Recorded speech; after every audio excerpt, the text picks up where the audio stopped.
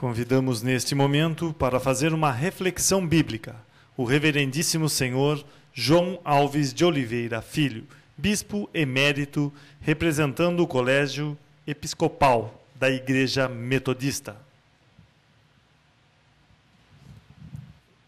Excelentíssimo senhor João Manuel dos Santos, presidente da Câmara Municipal de Vereadores de Piracicaba e proponente desta sessão solene. Excelentíssimo senhor Luiz de Souza Cardoso, secretário executivo do COGEIME, excelentíssimo senhor Euclides Ibardi, vice-presidente da ACIP, magnífico reitor, professor Clóvis Pinto de Castro, reitor da Unimep, e excelentíssimo senhor doutor Almir de Souza Maia, ex-reitor, diretor-geral da Unimep, amigo, companheiro de tantas jornadas, e reverendo Paulo Dias Nogueira, pastor da Catedral Metodista em Piracicaba, pastores e pastoras, senhoras e senhores, irmãos e irmãs. Neste momento em que a Câmara Municipal de Piracicaba promove esta sessão solene, pelos 130 anos de presença da Igreja Metodista nesta cidade, iniciativa do excelentíssimo senhor vereador João Manuel dos Santos, não poderia deixar de mencionar sobre uma característica fundamental de Jesus Cristo, ou seja, que Jesus Cristo fez o bem. Jesus, ao iniciar o seu ministério, convidou 12 pessoas, bem distintas, pescadores, pobres, tributaristas, um tesoureiro e até um médico. Estas 12 pessoas acompanharam Jesus em tudo e observaram as ações do Mestre. Jesus fez milagres, abraçou crianças, atendeu solicitações, curou muitas pessoas, caminhou com a multidão e teve tempo de ser avaliado diante de um fato inusitado quando lhe trouxeram uma prostituta para que fosse julgada. Calmamente, diante da insistência dos opositores, afirmou: quem não tiver pecado, atire a primeira pedra. Diante da resposta, as pessoas foram se retirando, a começar pelos mais velhos.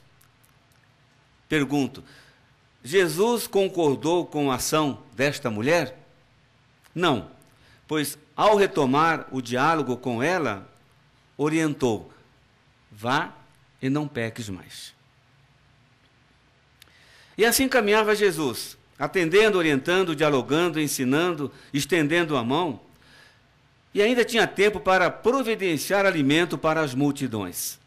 Após seu ministério, a igreja que iniciava a sua peregrinação fez ecoar as seguintes palavras: como Deus ungiu a Jesus de Nazaré com o Espírito Santo e com poder, o qual andou fazendo o bem.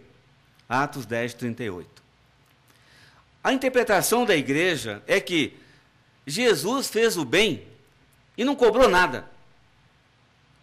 Sem dúvidas, esta tem sido a missão, como também o desafio da Igreja Metodista ou da Catedral Metodista em Piracicaba, ou seja, esmerar-se em fazer o bem.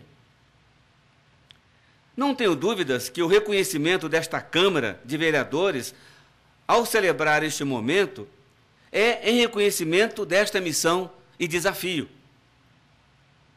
Tenho certeza, conforme diz o teólogo Jürgen Moltmann, que esta igreja tem tomado cuidado na mercantilização do sagrado e uso de elementos mágicos com um fim de manipulação subjetiva e compensação imediata dos desejos.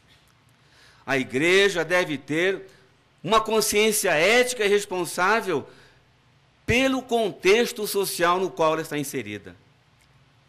Porém, não é fácil fazer o bem. Em um mundo espremido e marcado pela morte, pela insegurança, pela discriminação, desconfiança e pelo individualismo exacerbado. Essa semana acompanhei, e creio que muitos dos senhores e senhoras puderam acompanhar o testemunho de uma jovem, filha de um advogado classe média alta na cidade de Bauru. Suas palavras: tenho ódio do meu pai, pois ele abusou sexualmente de mim. Sendo verdade, é de estarrecer estes momentos que vivenciamos em nossa sociedade. Pelo contrário, Jesus praticou o bem, e esta é uma das tarefas da igreja e de todos nós. Fazer o bem é um desafio, um alvo, um compromisso àqueles e aquelas que estão ao nosso lado. A esposa, o esposo, filhos e filhas, amigos e amigas, companheiros e companheiras. Há de se perguntar: como fazer o bem? Um abraço, um beijo, um telefonema, um cumprimento, uma orientação, levantar o caído, um diálogo honesto, um pedaço de pão. Há poucos dias, em viagem para a cidade de Santa Cruz da Esperança, pequeno município, próxima à cidade de Cajuru e Ribeirão Preto, uma senhora idosa pediu-me carona. Passei por ela. E após trafegar alguns quilômetros, retornei e acolhi aquela senhora. No pequeno trajeto, para quem está de carro, ouvi sua história. Seu filho preso no centro de detenção provisória, e ela foi visitá-lo, regressava a pé para a cidade apenas 14 quilômetros de distância, pois não tinha dinheiro para pagar o ônibus. Fiquei recompensado em ter a oportunidade de oferecer apenas uma carona, um bem insignificante diante de tantos bens que podemos fazer. Assim como foi com Jesus, que Deus nos ajude